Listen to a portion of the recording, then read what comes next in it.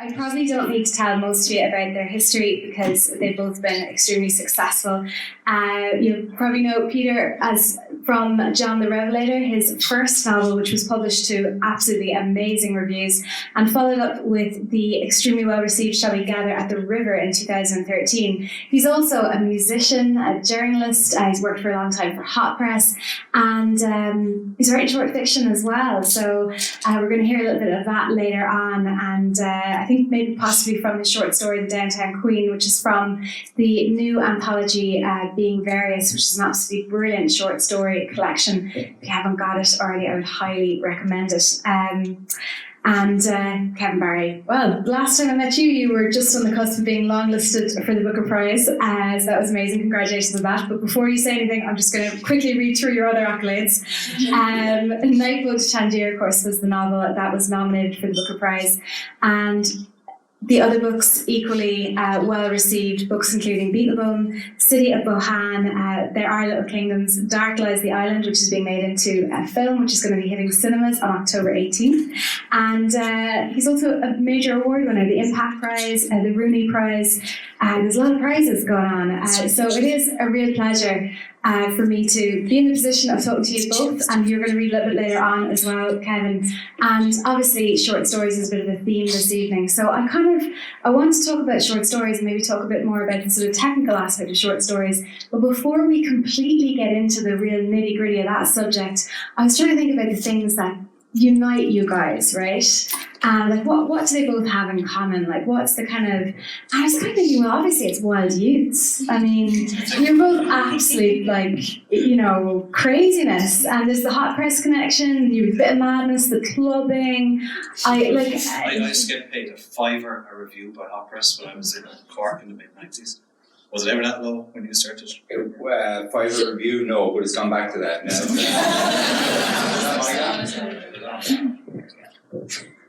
Yeah, it's gone back to that now.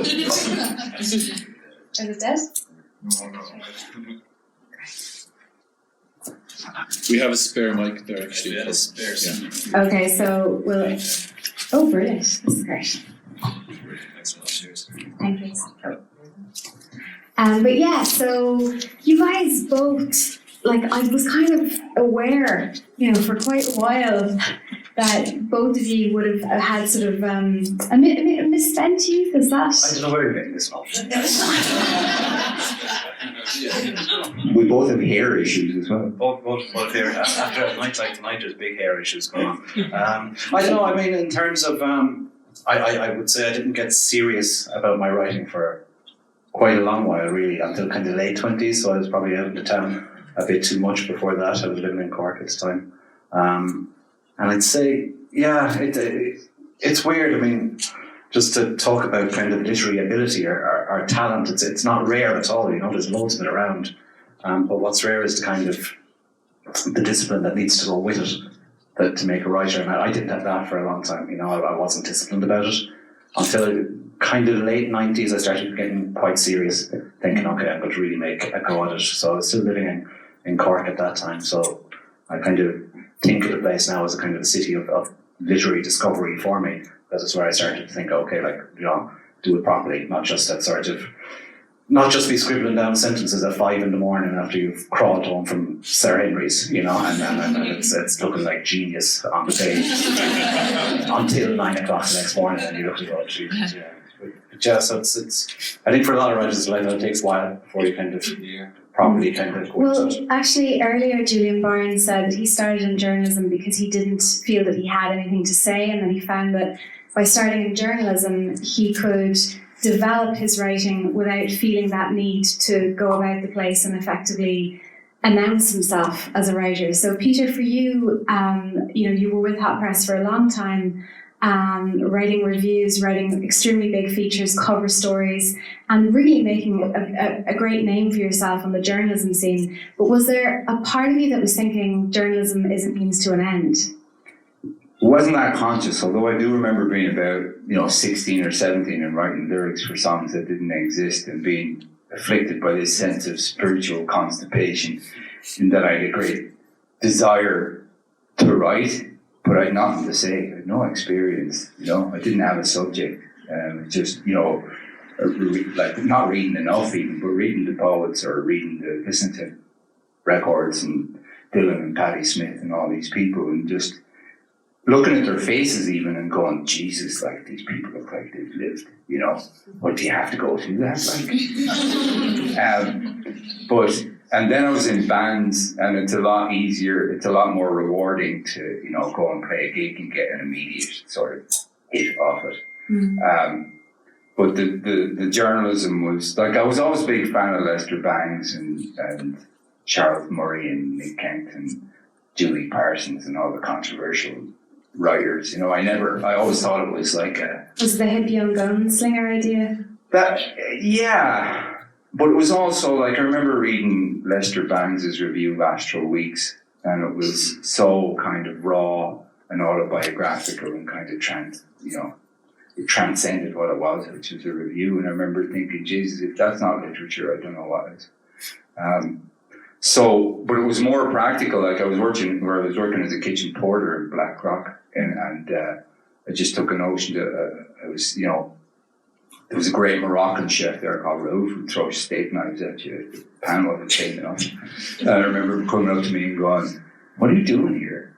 You know, and I couldn't answer him. And he said, "You know, it was like the scene in Fight Club where Brad Pitt puts the gun to the Korean guy's head and says, if you're still here in a month, I'll blow your brains out."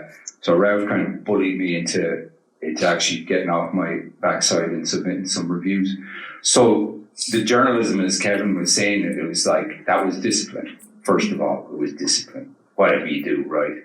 And then, you know, T.S. Eliot talks about the catastrophic event. I know Kevin had the same thing. My dad died in 2000 and I was 33, I think, and it was that first intimation of like, time is not infinite here. You don't spend the rest of your life writing about other people's work, and soon after that I started getting up at 4:30 or 5 in the morning to write.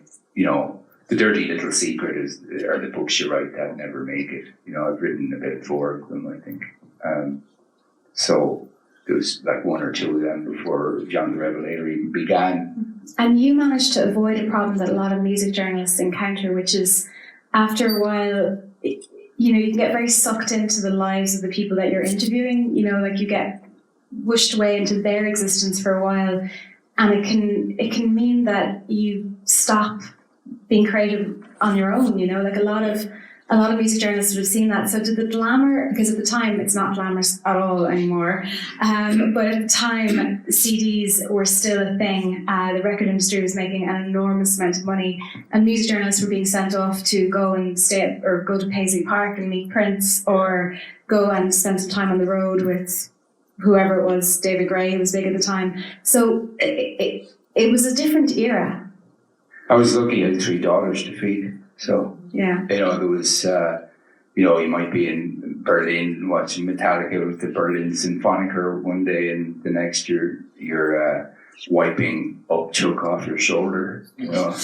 Keeps you grounded. Yeah. Kevin, you had your own way of keeping grounded, because you were in, was it the Examiner for a while? Yeah, well, I used to freelance for loads of papers. I used to do kind of news shifts on the Examiner and the Echo.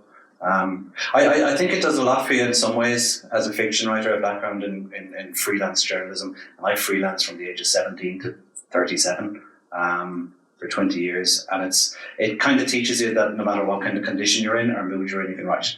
You know, it takes a lot of the preciousness out of it. You don't tend to feel that you can lie around waiting for inspiration in some sort of poetical, Byronic kind of way. You realise, yeah, if I just sit there, something will come out. It mightn't always be writing well, but you can always keep the kind of engines purring and you can keep going. Like Peter and like most writers, I think kind of zombie novels that were never properly kind of came to life, that were half dead, that were under the bed for and remained there. I think 3 before I published a novel. And it's kind of weird, like you have to, it seems to be somehow psychologically important when you start writing to declare it, to kind of come out about it and to tell people, listen, I'm writing a novel, Yeah. And it gets embarrassing after a while. I remember I'd be walking around Cork in the 90s and people would come up to me, go, how are you getting on with the novel? And which one was I telling you about?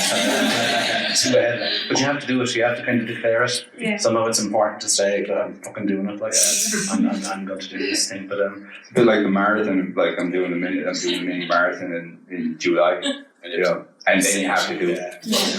And like, did you have?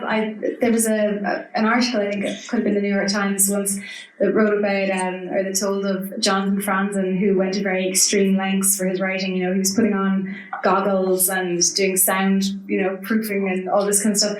And it made me think, were there little? I know you, for example, decided to put yourself into a caravan. I did, yeah. I did. I myself and a friend in Cork went kind of timeshare on a caravan, and like a 12-foot Father Ted caravan. It was 400 old Irish pounds, and put it on the beach down in Allays in West Cork. And I sat and I was getting I was doing fine freelancing, and I was kind of writing, nice stuff and reviews and interviews in good places and Times and in the Guardian and stuff in it. But I knew I kind of wasn't getting happy doing it. But I knew there was a part of my brain I wasn't using that I wanted to, which was kind of the oily, weird, subconscious part where fiction comes from, the back of the brain. But it's yeah. So I sat down in West Cork and wrote a terrible novel for 3 months. I gave up my flat in Cork so I'd have the rent money to live on. But that was summer '99. I spent 4 months in it. My address was Care of Allahy's post office. And it was kind of, I knew at the end of the summer, I was very honest about my own work. I was looking at it and this is shit, like I wouldn't even read this. But I knew it was a novel length thing. It was 60,000 words in 4 months. And I thought, hang on, if I give it another 4 months, the next effort is bound to be a bit up from this one. And it just taught me a lot kind of about just the discipline, about the grind of it, about that kind of. Do you subscribe to the 100,000 bad words before you get one good one? I think for a lot of people that's the case. I think there are horrible writers who come out fully formed in their early 20s, effortlessly. Fuckers, can't stand it. But no, I had to write lots of drivel, really. They're in the room. Yeah, they're all somewhere. But no, I had to do the classic thing of writing away influences, and I read too narrowly in my 20s in terms of fiction. I was obsessed with the great American Jews, with sort of Saul Bell and Philip Roth, and I was trying to write great Jewish American novels. Down on the North Mall. They just weren't fucking panning out at all. So it's weird early on, and I bet you found this as well, Peter. The motions in a writing career are it's a circular thing where you're kind of homing in delicately on your own fundamental material. You're kind of developing a thick enough skin before you can really properly go in and go, that's the real stuff. Yeah, a weird thing happens where you start off writing on something that you're not even. This happened to me where it's not even your subject. You think a book is a thriller or something, so you start off writing a thriller and you don't know the first thing about the rudiments of it. And it took me certainly that. You were part of the writing group. Well, that happened with John the Revelator, right? Yeah. Because the initial. I remember when that book was begun, and it was far more heavily symbolic and and maybe atmospheric, and then you found the core subject of the book. But maybe you can take us through what happened.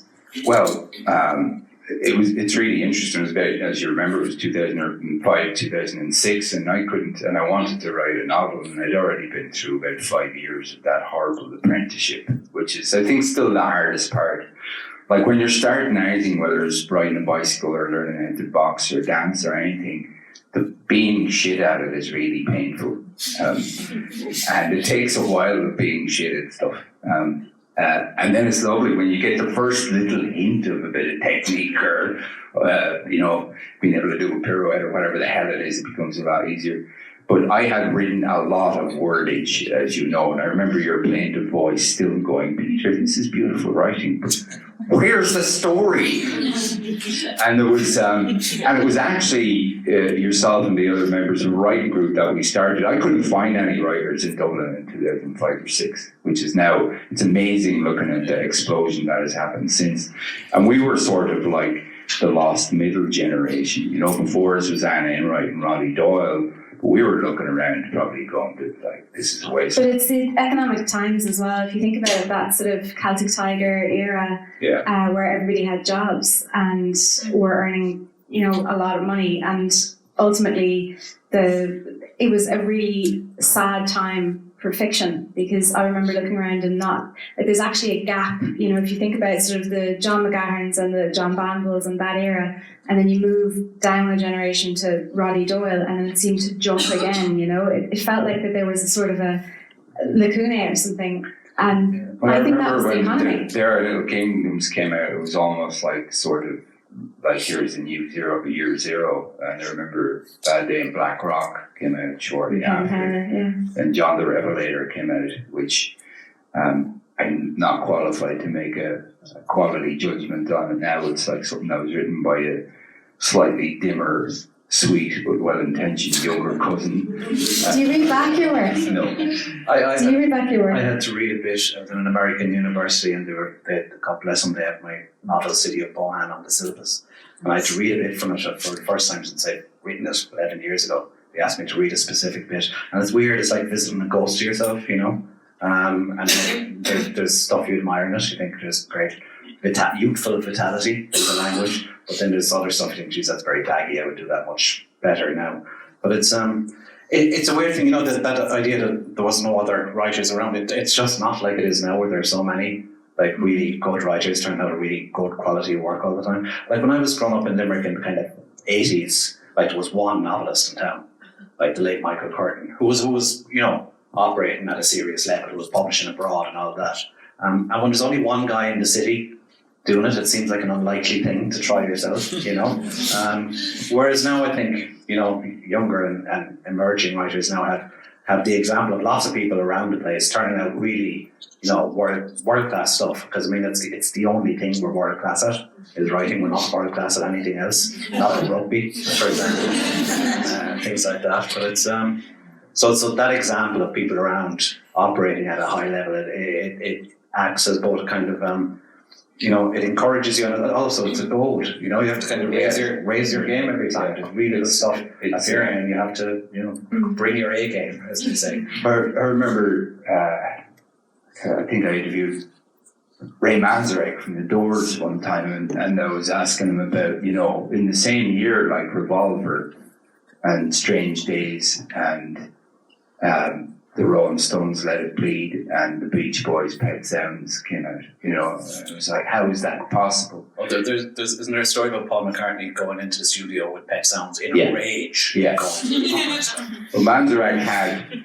he then had Sgt. Pepper's had just come out, and he said it was like the Olympics, you know, and then The Who would try and blow Jimi Hendrix off, but there's that sense of, you know, it's not good to be in a wasteland, and I think it's amazing. Like, I read mostly Irish writers now, most of them uncomfortably younger than me, and they're brilliant. And I'm kind of, you know, it's not patriotism. I don't like nationalism, but there's something cool about being in the same country as a welter of people who are producing really interesting and in some cases. It's quite interesting now because the appetite for more experimental, madder stuff is much, the tolerance level is much higher than it was even when Shall We Gather, Get the River came out, which was quite, in some ways, a difficult kind of fragmented. It was a book about the suicidal impulse. It was a book about mental illness. Mm-hmm. So the structure of it reflected that, but it's really brilliant to kind of just handed over 11 short stories to Lucy, mine and Kevin's agent. And there's a sense of comfort in knowing that you almost have a passport to go out further. Well, speaking of short stories, you both have short stories in the new book, Being Various. And it really, like, I brought that book home and started reading it. It's such a great way into writers that you're sort of half interested in, but you haven't read their work before. And I was reading, people like Jan Carson that I've been meaning to read, but hadn't read before, and then seeing people I'd seen around, like, say, Belinda McKeown, who hasn't published a book in a while, but had a short story in there. And it was actually amazing. It's exactly what you're saying. The actual strength of that collection is really remarkable. But Peter, I know your story in it, you might possibly read something for us now. I mean, I should say I felt an immense gratitude to Lucy Caldwell for asking me to contribute a story, because I hadn't published anything in like 5 years. And we'll get into this later maybe, but the short story is incredibly demanding. I mean, I've found it an absolute grueler to write these stories. It's taken 6 years.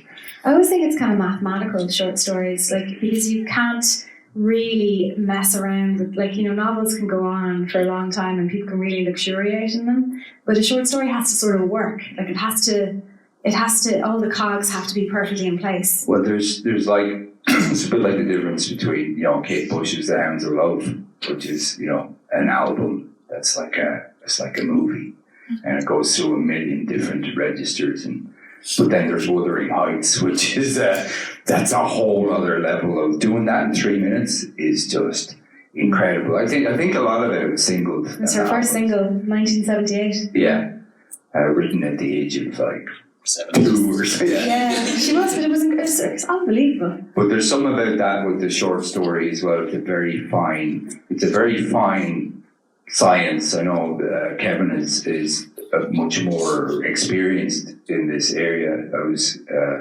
I had written a few of them, but hadn't really committed to it until about 4 or 5 years ago. And the level of world building that you have to do from story to story. And there's something like, I really love Ted Chiang's book, The Story of Your Life and Others. It's the book that contains the story that became the film Arrival with Amy Adams. And even people like William Gibson or Flannery O'Connor, there's something like with Flannery O'Connor, there's something about the way she goes for it with every story, and she's built a world. Like, these people exist outside of the story before it began and after it ends, and there's something really sort of generous and reckless about devoting that amount of time and thought to a short story. But anyway, so tell us a little bit about the story. Yeah, this is called The Downtown Queen. It kind of dovetails with the journalism. It's the first time that I ever actually went and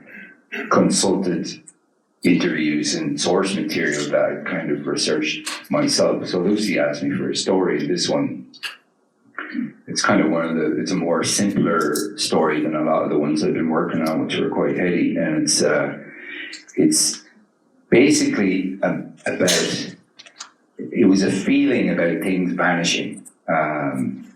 If the previous generation have watched the church disappear, which was the great certainty of our lives, we're watching rock and roll bands, the albums, the touring mechanism,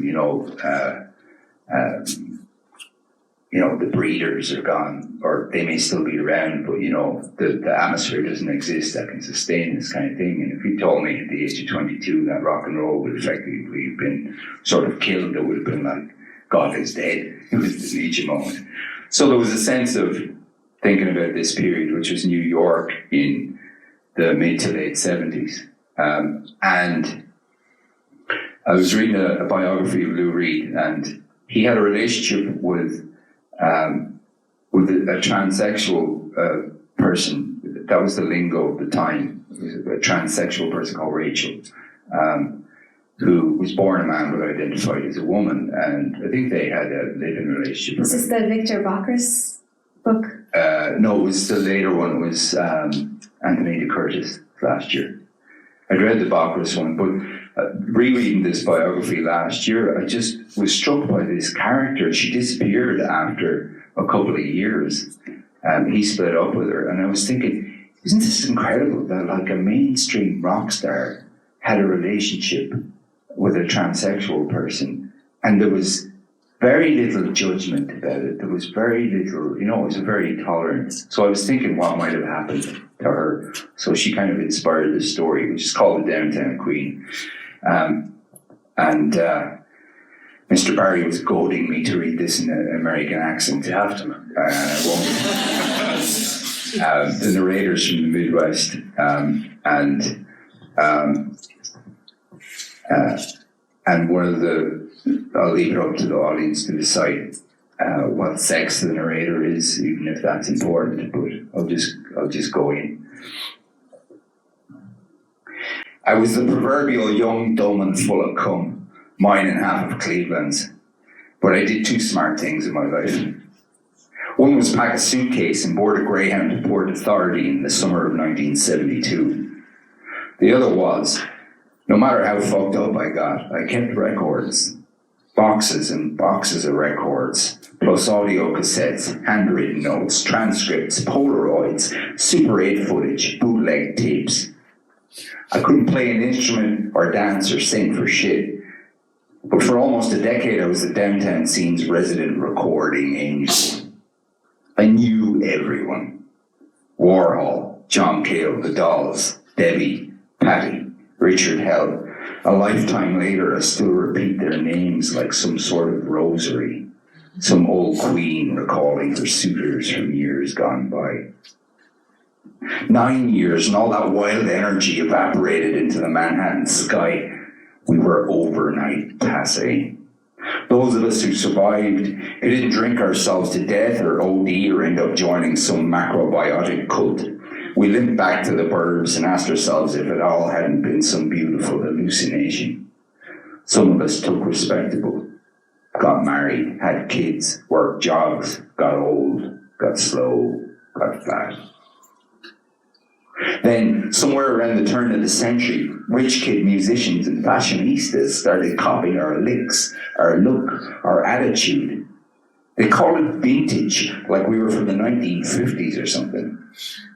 Max's and CBGB's t-shirts everywhere. I wasn't going to miss that train. I started pitching scripts. I put together a treatment for a documentary proposal. I got some bites. HBO expressed an interest and an executive put me in contact with a script editor named Scott, and together we started going through my archive. There was so much stuff in there. Boxes of materials I'd kept in a lockup in the Bronx. So we spent a couple of weeks brainstorming and sifting through the debris, searching for some sort of narrative through line. Then late one night as we were reviewing live footage of Richard Hell from, I think, 1978, Bob Quine ripping off one of those splintered glass solos without even breaking a sweat, Scott all of a sudden hit pause and leaned forward in his seat and said, "Who's she?" And there you were, arrested in freeze frame, front of stage, raven-haired, dancing with those delicate bird hands like a willow in the wind. Jesus, it almost hurt to see your face again, your dark eyes and alabaster skin trapped inside the monitor. I almost put my fingers against the glass to touch your face. It is a she, right? And then I spoke your name for the first time in 15 years. Maxine, queen of the leather bars.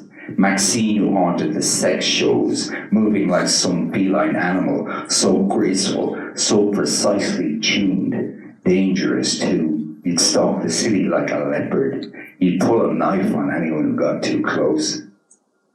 That's you in the Polaroid, eyebrows arched, cigarette holder between long fingers, immaculately poised, whispering to John Cale. The Velvets had split by then. Lou was in hiding somewhere. John was making the rent as a record producer and A&R man. No matter what, those boys always made their rent. Andy too. Andy came on like everyone's weird fairy godmother, but he was sharp. I can still hear him in my head. Hey, the thing that makes money here is silk screens. And if I want to make a film, I better sell some more silk screens. Maybe I should make more contacts. Maybe I should have Edie in the film. That would help. Maybe the band needs a blonde bombshell as the focus for a lead singer. You'd never admit it, Maxine, but you idolize Nico. The shades, the white suits, the haughty stance. But you would never be so gauche as to cop her style. You had your own thing going on. Just watching you get ready to go out for the night was pure kabuki. The nails, the eyebrows, the hair. We could never go anywhere in a hurry. You were like some old lady, needed 3 hours notice to leave for the liquor store. I wasn't your closest confidant. I don't know if you ever really let anyone get close, but I think you liked me more than most. You used to call me Miss Ohio. That night in Max's when we met, though, you were ice queen cold. Maybe you felt threatened. You looked me up and down, and you asked Andy if I was man, woman, or child, and Andy just blinked and said in that spacey, far-off way of his, child, definitely child. And that was the signal for you to just be cool. But deep down, there was always this nagging fear of being left behind, that once the scene imploded, we'd be nothing more than casualties. I remember me and Maxine arguing one night as we drank off the adrenaline of whatever show we'd been to. I was starving and scared for the future and spoiling for an argument. What are we celebrating? I said. Our own demise? We're just hanging around on the sidelines watching everybody else do their thing. Nothing more than leeches, except nobody's getting fat. Maxine laughed and shook her head. Honey, you couldn't be more wrong. Without us, there is no scene. The audience is just as important as the band. If that was true, I said, we'd be getting paid. Then Maxine drew herself up to her full height, 6'3" in her stilettos, nails like talons, the faintest shadow of facial hair showing through the geisha mask, and man, she was terrifying. Look at me, Miss Ohio. Do I look like a parasite to you? I don't write songs or make movies because I don't have to. I am a work of art.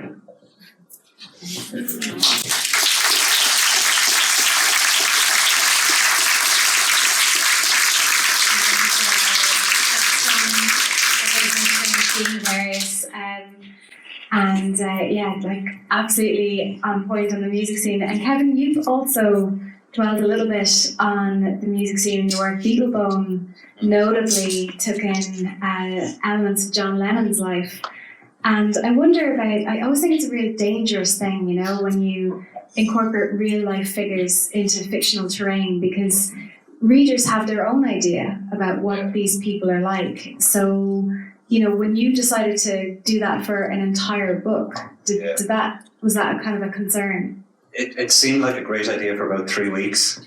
I thought, Jesus, the best idea anyone has ever had to put John Lennon in the west of Ireland looking for his little island. And then after about 3 weeks, going, oh fuck, you know, I realised that he's not just any iconic figure. He's, you know, a vast iconic figure. So many readers would have an expectation of what the character would sound like on the page, which meant I had to be really diligent, and I had to watch lots of YouTube and transcribe old interviews line by line from kind of 70s US talk shows, and just spend months at that, just trying to get the kind of note or tone of his speech, which is really tricky because he was a really capricious kind of guy, going from being very light and fluffy to being kind of paranoid and thorny in the beat of a sentence. And that was really hard to do on the page, so it took a long while.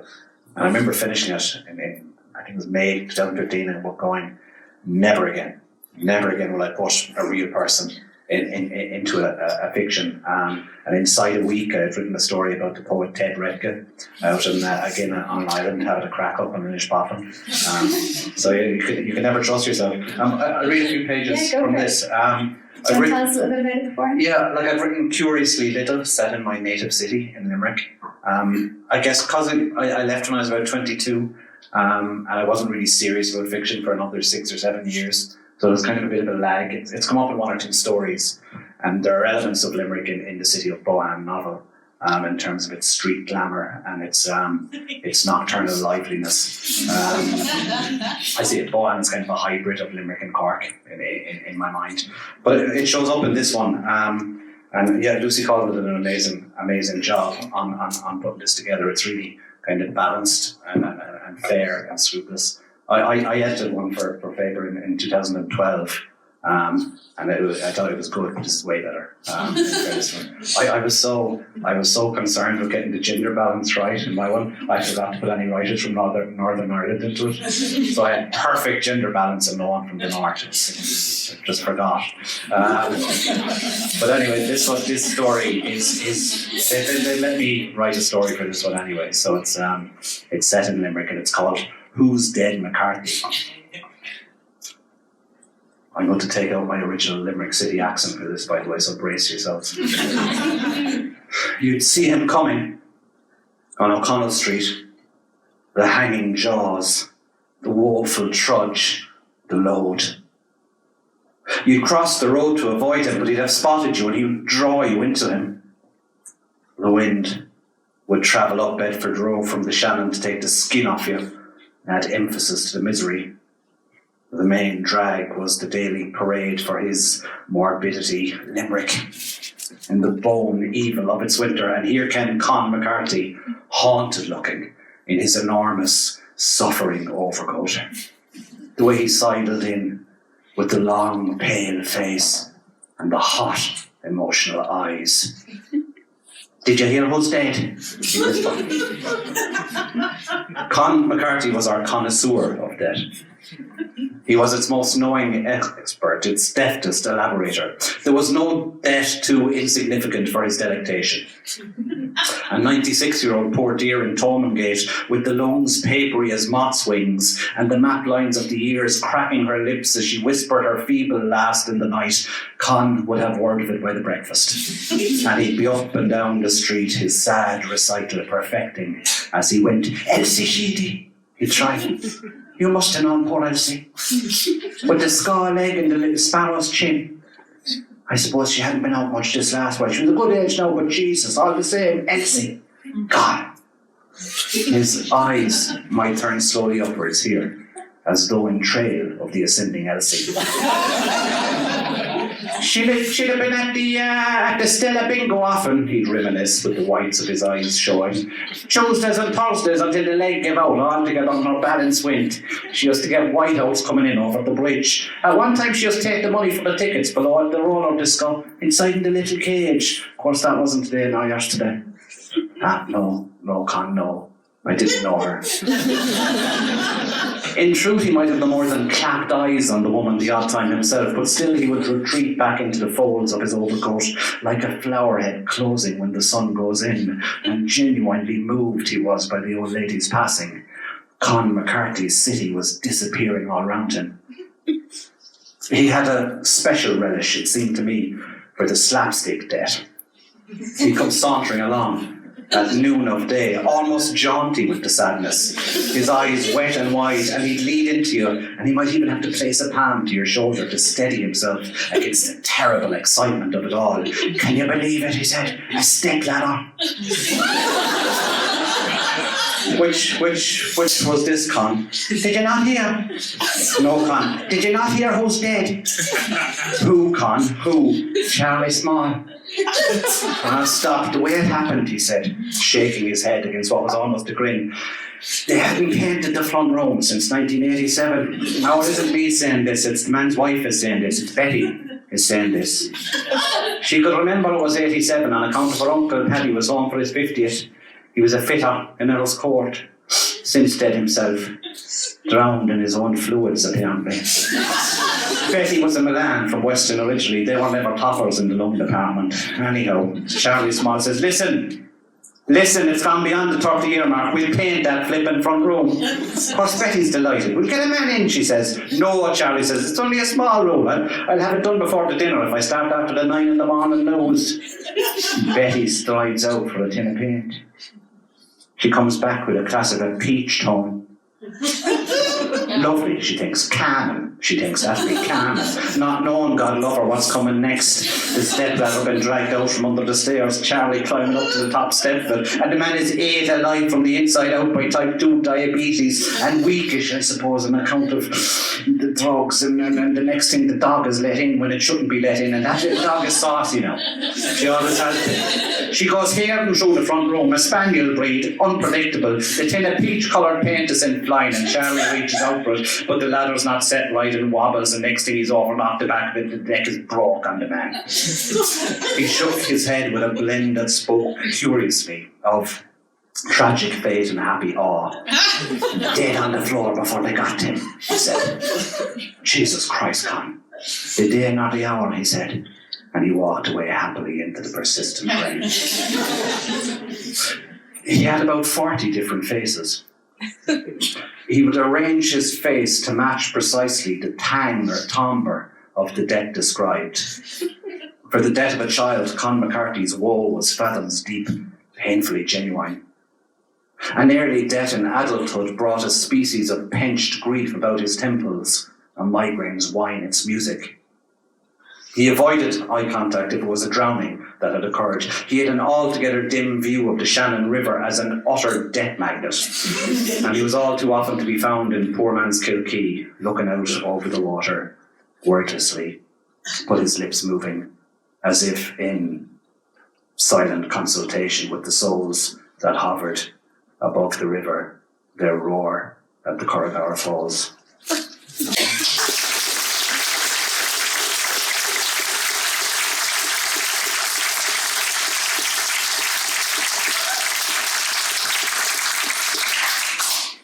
It's like hearing my mum do the death. It's the same. Did you not hear who died? RIP.ie is a gloriously Irish invention. Unbelievable. Very close. One thing I really noticed about both of you, you're born performers, of your own work, and not every author is. It can be quite a difficult thing for someone who sits in a room all day to get up and actually perform the work, but you both really perform. Is that something that you work on or think about, Kevin? Well, I read it out a lot when I'm working on it.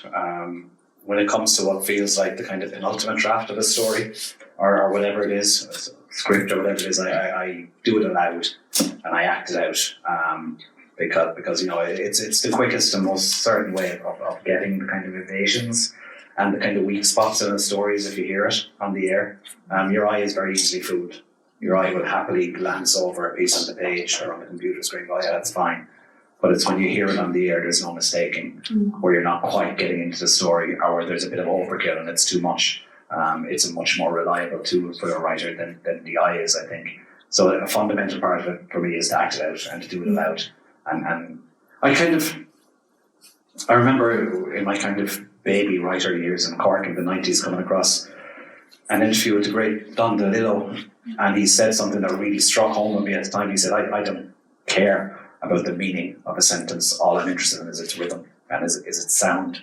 And I'm more than prepared to let the story follow on from the rhythm. And I thought, yeah, that's exactly the way I naturally seem to go at it. I think prose fiction is kind of a musical form. And every story that you start to invent has its own inherent melody or rhythm, and you're just listening for that line by line. And especially with short stories, that's the way I kind of proceed. It's a real tightrope walk. It's line by line, because you can lose it on any footstep, and you can dead in the floor with a broken neck. The story's going before you know it. So it's really unforgiving form. Yeah, and are there things that you would have learned maybe over the years? Because one of the things I always notice about your work is that it's very uncliched. The sentences feel really fresh because the way you put together language feels very fresh. And I wonder if you actually look at your own work and interrogate it for that. I cut an awful lot. I will always write long and then cut back. And I have a weird thing with short stories, especially. And when I have always a rough idea of how many words it's going to be. I think, this is going to be a kind of a 3,000 word story. But I will happily write an 8,000 word first draft. And it'll be drivel. First drafts are always horrible looking things on the page. Raw, untreated sewage is what your first draft looks like. But I think the one thing a bit of experience does give you is it'll improve as you cut it. And it's maybe a slightly cliched analogy, but the sculptor has to have his or her block of stone before they can start chipping away and finding the shape that's in there. So I like editing. I like the drafting process. I hate the first draft, awful stuff coming out on the page, but I really enjoy it when you're cutting away. And it's with short stories, it's like watch making or something. You're building a little machine, and the fun part is taking away scaffolding and seeing if it's still standing up. I can take more away. Yes. Earlier, actually, Julian Barnes was talking about how he believed that most writers were more truly one thing or another. They were either a novelist or they were a short story writer. And he had one exception. He said, William Trevor could do both. William Trevor could write great novels and great short stories, and there didn't seem to be a lack when he moved from form to form. But do both of you, do you have a natural kind of cleaving to one form or the other, or would you define yourself more in one way? I would have before, but I found that it was actually getting bad for the work. Like, straight after Shall We Gather at the River, I started work on a novel. And here's a hairy one, like when you're, a grown-up, a big boy or girl with published novels, and you still write a novel and it dies on you. That's a frightening one, because you're looking at, in the back of your head, you have the monkey going, there's a schedule, you better publish, blah, blah, blah, blah, they'll forget about you. You have to kill that little bugger. Wring his neck.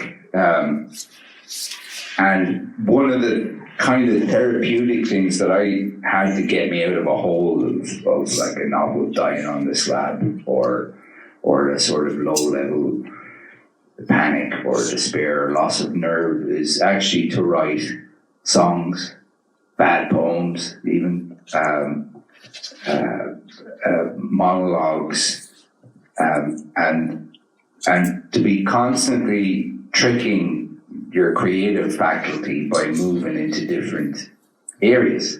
So there's, I just handed over 11 short stories. I think 7 of them began life as novels, of what I thought were novels. And only through the playing out of it and writing them to length in some cases, and then couldn't. And at a certain point, it sticks its hand up and goes, I hate to break it to you, buddy, but I'm a short story. Well, that's the thing. Maybe you'll find out in another few books' time that is your true, area. But I mean, It might be.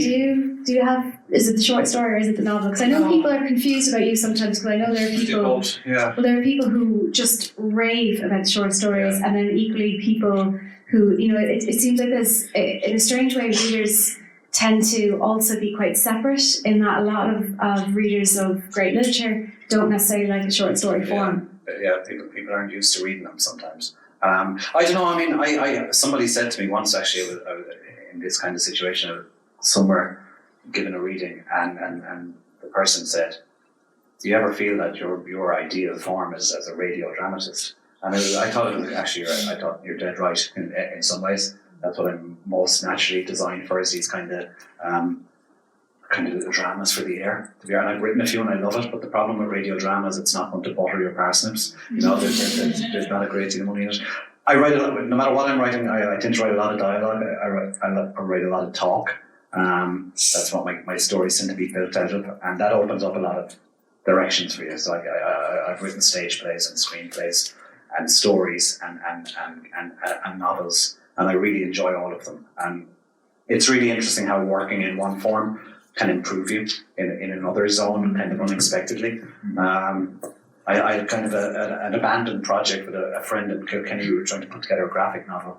He was doing the pictures and I was doing the words, and we only got like a chapter into it or something. But just watching the way Ali drew a story taught me, I think, an awful lot about writing short stories, about how much you can take away, and it's still standing up on the page. But it's I wouldn't say I have a preference, but I guess when I have an idea for something, often my first instinct is, can I make this work as a short story? Can I make it work in the space that you have, in that unforgiving space? Because you have to be like, the hard thing with a short story is you have to get them inside a half page. You have to make a believable world and realm inside a half page, and that's really, really difficult to do. But if I think the material, the idea I have in my head can do that, often my first impulse will be to try something as a story.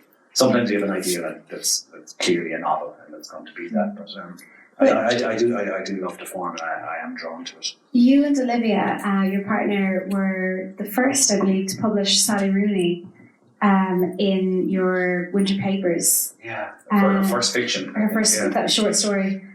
And what, does that experience of curating an anthology also help sharpen your own instincts? I love editing. I love doing line edits. Peter has written for every edition of Winter Papers to date, all 5, and he's the only one who doesn't need a single word editing. God bless him. Every time you know it's going to come in on point. Is it going to come in on time though? Absolutely on time. We're dealing with a pro. But I love editing. I love editing good writers because you learn an awful lot about problem solving. You can figure out how they're solving their problems on the page, and it teaches you so much. It didn't take a genius to realise that Sally Rooney had it as a fiction writer immediately. She has that effortless thing where you just want to keep turning the pages, you just want to keep going. But it's a nice thing. It's a nice kind of break from yourself as a writer as well, from your own constant, the white noise of your own constant perceptions. It's a lovely way of taking yourself out of that and seeing how other writers are dealing with stuff on the page. I really enjoy doing it. And I might actually throw it to the audience for a few questions soon, but Peter, one of the things we actually haven't talked about is that experience of being an Irish writer and then having success abroad. And I know both of you have been published abroad, translated into different languages, and that is so important for an Irish writer particularly because the island is so bloody small. So even if you have a really successful book with great reviews and theoretically, you're the best thing going walking down the street, it doesn't necessarily mean that you can live what amounts to a middle class lifestyle, if you know what I mean. I mean, there was, I think Morning Ireland had a feature on this week talking about the median wage for writers was hovering around the 11,000 mark. This is for every writer. And writers including Anne Enright and Paul Murray were on the programme to discuss that and talk about the importance of funding from the government. But beyond that, like when you are an Irish writer and you get published you've been published in the New Yorker, which is an amazing thing. But how important or how momentous a moment was it when you discovered, okay, your book is going to be published in Britain or it's going to be translated into Italian or whatever? The moment, I remember John Kelly telling me that when he sold his first book that John Banville said to him, you think that your life's going to change and it's, it'll just be another day. And I remember thinking, what a Banvillian quote. But I remember the day that I got a phone call from my first agent, Marianne, saying that the book was going to be published, and it hit me like a truck. I went and I sat down and I had a pint, and I said, "This is I'm going to take a minute here and go. This is a huge deal. It's I worked for it, but a big deal. So everybody works for it. But it was hugely. It was like a demarcation point in my life. So." I don't know, whatever territory it is, it's quite bizarre to be sitting in Rome or Berlin or in the States. Yeah, and having people interview you. Yeah. But I find there's more kind of commonalities than there are differences. People hone in on different stuff. For me, it's kind of bittersweet because a bit like Kevin, because we're of a similar generation, I would have said that 2000 AD or Escape from New York or The Terminator or Mad Max or whatever had probably more influence on me than the Irish literary canon, which I only came to later and discovered. I think probably the two of us are very much involved in trying to write books that are that the language is as ninja as possible, but don't preclude spaceships. It's weird. I remember. I think the most important influences for any writer or artist or any kind of creative person are the ones that go in your late teens and early 20s. That's when the kind of fundamental foundational stuff goes in, and it's the stuff that you never really get away from in your work. And at that age, my big thing was David Lynch films and Twin Peaks. And all of that stuff would have been very, very important to me. When in my 20s, I would sometimes pick up the kind of great Irish writers, and I would read something like John McCarthy, and I would kind of go, oh no. You could see it was good, but it was kind of. Really? I remember reading Amongst Women, and I remember. Were you both from the country? Yeah, but I remember probably too close to home. I remember reading the description of the bitter old father in Amongst Women, Moore. I think was his name, there's a description of him sitting in front of the fireplace, slowly rotating one thumb around the other, and it just went, Jesus, me father, It's too close to that stage. I can go back now and appreciate it much more. I'm actually reading reading McCarthy now because I live up in the interior northwest, and you get another layer of stuff. You realise how good it is. But that age, I think you're much more keen to take in kind of influences from your true loves. And at that age, for me, it was like Pixies records and the David Lynch stuff and all that. But it's probably it's like that probably is more the ear thing. I'm certainly more of an ear person than a visual person. I couldn't be a filmmaker. It's all about the sound, and you were talking about the rhythm. Like to me, if I have a problem with a book, it's generally because it's rhythmically deficient. I can't get through it. I think there are fundamentally two types of reader, and neither is wrong or right. But I think some people read with their ear, and some people read with their eye. It's just the way we do it. And then the ones I get are readers who read with their ear. Like, I always appreciate those writers who are strongly visual, because it's something that I struggle with myself, and to always remember to try and paint the page, to really bring it. And even when actually I was interviewing Paul Howard recently, he does the Ross O'Carroll Kelly books, and even when he's speaking to you, he talks in pictures, everything is described so beautifully, and you can see it in the books and the columns as well. But we are obviously running out of time, so I just wanted to throw out to the audience to see if anybody wants to raise a hand if you have a question. Yeah, gentlemen, sorry, I'd say you're probably okay without a mic, so we'll just... I just wanted to ask the lads, did Kevin manage to get to that Nirvana gig? And in Cork? Yeah, and also, as the lads are talking about music, just ask each of them, what was I know it's a hard question to ask, but their favourite gig? Okay, I wouldn't have gone to the Nirvana gig. I was in town at the time, but I had about 5 years where I wouldn't listen to anything with a guitar in it. I was a house music snob. Because they were on Sir Henry's, right? And you did go to Henry's. Sonic Youth, was it? Yeah, but you went on Saturdays and Thursdays. Thursdays and Saturdays was it, Sweat. I missed it as well. I didn't get to it. Yeah, because I would have gone to the Freak Scene and Gigantic Nights, which was Wednesdays and Fridays, and you went... Yeah, what was the name of the other one? Sweat on Thursdays and Saturdays. Yeah, it was great. My favourite gig ever, I'd say, I was at a brilliant Pixies show in Montreal a few years ago. But Dexy's at the Olympia in Dublin a few years ago was just earth-shatteringly good. He's always brilliant. Kevin Rowland is amazing. Yeah. Yeah, I remember when Iggy and the Stooges were formed in 2003 or so, and I went up to the barrier. It was Dublin Castle, and there was kind of a lot at stake because they were legendary, kind of grandfathers of punk, but they were all in their late 50s or whatever, and it was the sound that they produced. It was intact. And there was space in the sound. It was a gigantic throb, and it just reminded me of what it must have been like when, people were building bonfires. It was, without getting too airy-fairy about it, it was shamanic. It was prehistorical. So I would say, going to my head, I'm really glad to have seen the Stooges. Yeah, cool. Anyone else? The lady there? So Kevin, you mentioned discipline. What's the trick for as you're beginning to learn how to write? What are you aware of? Yeah, like the single most important thing for me is not to go online in the mornings. Fundamentally, and it sounds like melodramatic, but I know if I go online for 5 minutes, I won't write well that morning because you've immediately got into online mode where your brain is jittery and working too quick. It's like a data processor and it's jumping around. And writing fiction is hard, concentrated work.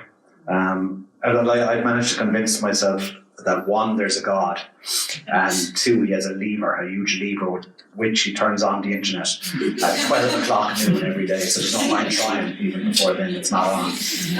But I think it's a really important thing, and it's just and kind of get to the desk as quickly as possible after waking up, because you're still in that kind of dreamy kind of place, and it's the same place. Fiction is like, it's the only thing that's close to life is dreaming. It comes from the same subconscious place, and we're all brilliant when we dream. Those unbelievable scenes present themselves, and the dialogue is perfect, and the narrative logic is perfectly in place. Then we wake up and we can't fucking do it. And it's trying to channel yourself into that place, and also when you're half asleep, you're not afraid to embarrass yourself on the page. And it's really important when you're looking back over a piece of work is to look out for the emotion of shame. And as an emerging writer, when you come across something and you're really embarrassed by it, your automatic thing is, right, I'll cut all that stuff, but cut everything else and just leave the shameful stuff, because that's where it's good. See, I That's where suppose that's where it's getting at it. yeah. Yeah, but sometimes people get that wrong though, and they mistake shame for like just really dodgy, like sex scenes or something. You know, like so. There's ways of there's a type of shame. It's a I particular hate type the of bad shame. sex award. I think it's a quintessentially sort of Very English middle It's class. very English, yeah. It's like go there. If you have to go there, go there. I'd rather somebody try and fail. But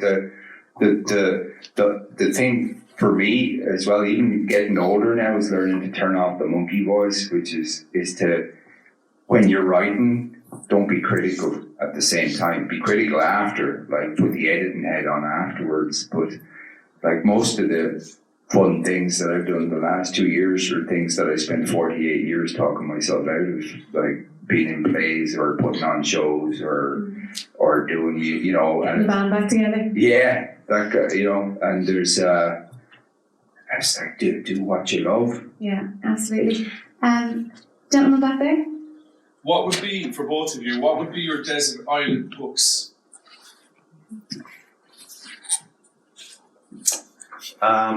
I judge out there, like, how many can you bring with you? There would be squillions if I could bring a cargo ship. I guess a couple of recent things that I've really loved. The collected essays of Elizabeth Hardwick is like unimaginably good. She's got, you become aware actually of what a pre-internet intelligence looks like, where it's not just wide-ranging, it goes deep into issues and like just glamorous sentences and a fantastic kind of intelligence. Really brilliant, and I'd probably bring Philip Larkin's collected poems as well. That's a book of poetry I'd probably go back to most often. I'd have to say probably A Good Man Is Hard to Find by Flannery O'Connor, or the collected Flannery O'Connor stories, or then the Rakemore, Ridley Walker by Russell Hoban, The True History of the Kelly Gang by Peter Carey. And I'm not really crazy about any of Peter Carey's other books, but the voice of Ned Kelly that he nails in that is phenomenal. And a book called The Gnostic Gospels by Elaine Pagels. She's a historian and a kind of religious historian, and it's a book about the discovery of the scrolls that were left out of the Bible. And they contain the greatest single mantra of humankind, which I think is particularly germane to writing, and it just says, it's the Gospel of Thomas. These pertain to be the words of Jesus verbatim rather than mediated by the apostles, and it just says, if you bring forth what is within you, what you bring forth will save you. If you do not bring forth what is within you, what you do not bring forth will destroy you. Jesus Christ. Alright, well I think we have to finish up, so I'll book your party anytime. We get our codes. Just as a final question, I know you both have work coming out, and I just want to mention Peter has a new single coming out in October, right? October 10th, under the name Cursed Murphy. It's a single called The Bells of Hell, which is a sort of punk spoken word mashup. At my age, I know I should have better notions, but I don't care anymore. I'm too old. And Kevin, Dark Lies the Island is coming to us in cinema form, so that's and it's at the October Cork. 18th. It's at the Cork Indie Film Festival next week as well. It's on the Sundays, the closing film there, which I'm delighted about. It's based on various stories from my two collections. I just took all the characters and put them in the same town in the same week. And I have another book of stories coming out in about a year's time, another collection. Alright, well, Kevin Barry, Peter Murphy, it's an absolute pleasure to talk to you.